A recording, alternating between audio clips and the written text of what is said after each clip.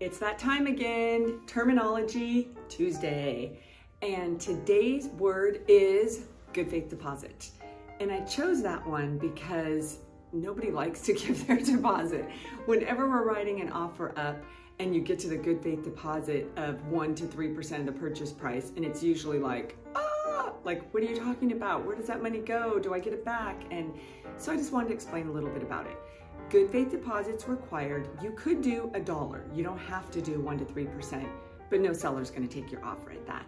Industry standard is 1 to 3% of the purchase price. So if you're buying for $500,000, that would be $5,000 to $15,000. A lot of times when it's tons of offers and highly competitive, you can even put down more than that.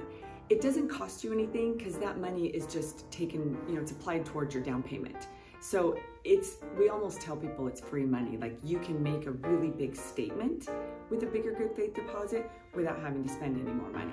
So that's something we definitely go into in greater detail with our clients, but just know, place to make a statement, good faith deposit, and it'll help you get your offer accepted.